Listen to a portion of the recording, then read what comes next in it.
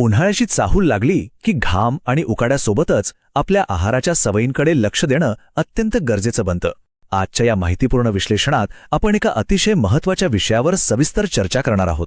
आपण पाहणार आहोत की उन्हाळ्यात आपल्या पचनसंस्थेत नेमके कोणते बदल होतात आणि शरीर आतून थंड आणि ऊर्जावान ठेवण्यासाठी आहारात कोणते बदल करणं आवश्यक आहे.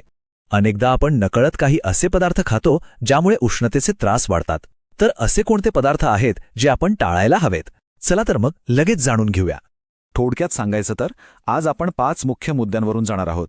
पहिला म्हणजे उन्हाळा आणि पचनाचा संबंध, त्यानंतर तळलेले पदार्थ, अति मसालेदार जेवण, फुल फॅट डेअरी आणि शेवटी प्रोसेस्ड फूड टाळणं कसं फायद्याचं ठरतं यावर आपण नजर टाकणार आहोत.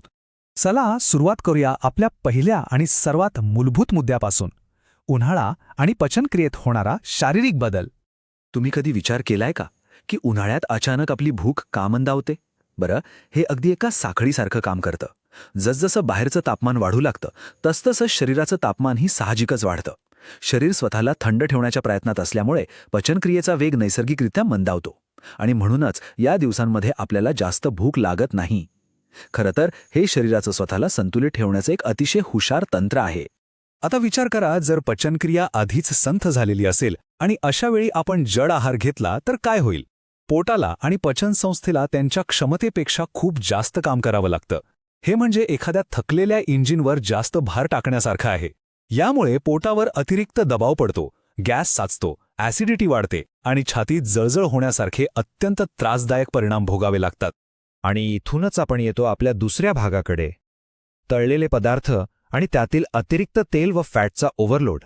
गरमागरम समोसा, कचोरी किंवा भजी पाहिल्यावर कोणालाही मोह होईल, बरोबर? पण इथे खूप मोठी तफावत आहे जी समजून घेणं आवश्यक आहे.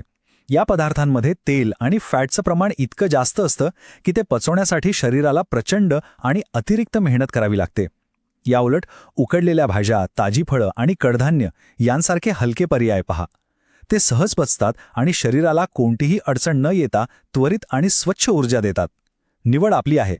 आपला तिसरा मुद्दा आहे जड आणि मसालेदार जेवण टाळण्याबद्दल, म्हणजेच शरीराची अंतर्गत उष्णता कमी ठेवण्याबद्दल.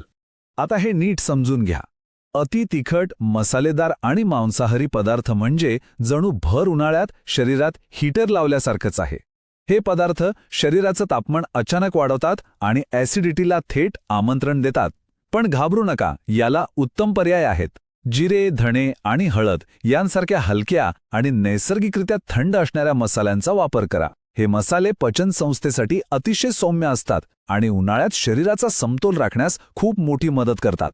आपण ज्या मूळ माहितीचं विश्लेषण करत आहोत त्यात एक अतिशय सुंदर आणि महत्त्वाचा सुवर्ण नियम सांगितलाय. घरचं साधं आणि संतुलित जेवण पचनास नेहमीच चांगलं असतं. जेव्हा उन्हाळ्यामुळे आपली पचनसंस्था आधीच संवेदनशील झालेली असते तेव्हा साध्या घरगुती जेवणाकडे वळणं हाच शरीराला आवश्यक तो दिलासा देणारा सर्वात सोपा आणि सर्वोत्तम उपाय आहे. आता आपण वळूया चौथ्या मुद्द्याकडे, फुल फॅट दुग्धजन्य उत्पादने म्हणजेच डेअरी प्रॉडक्ट्सचा जडपणा. दुग्धजन्य उत्पादनांमध्ये ही 2 पूर्णपणे वेगळे प्रकार आहेत. फुल क्रीम दूध, चीज आणि तत्सम जड उत्पादने उन्हाळ्यात पचायला अतिशय कठीण असतात. ते खाल्ल्यावर आपल्याला जो सुस्तपणा आणि जडपणा जाणवतो तो याचमुळे.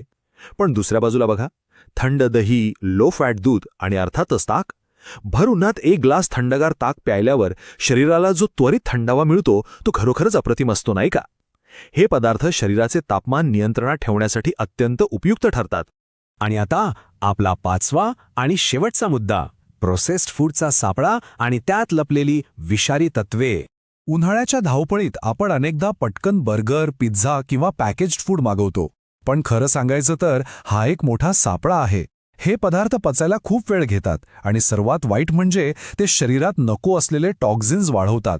या जाळात अडकण्याऐवजी ताजी फळं, सॅलड आणि घरचं हलकं जेवण हा एक अत्यंत सुरक्षित मार्ग आहे. यातून तुम्हाला भरपूर पोषण तर मिळतंच, शिवाय शरीरातील पाण्याचं प्रमाणही उत्तम राहते. तर या संपूर्ण विश्लेषणाच्या शेवटी एक अतिशय महत्त्वाचा प्रश्न आपल्यासमोर उभा राहतो. जेव्हा बाहेर सूर्याचा पारा शिखरावर असेल तेव्हा तुमच्या ताटात पचनात अडथळे आणणारे जड पदार्थ असतील की शरीराला शांत करणारे, थंडावा देणारे हलके पर्याय? लक्षात ठेवा, रोजच्या आहारातील हे छोटे आणि साधे बदलच उन्हाळ्यात तुमचा आरोग्य आणि आराम ठरवतात नक्की विचार करा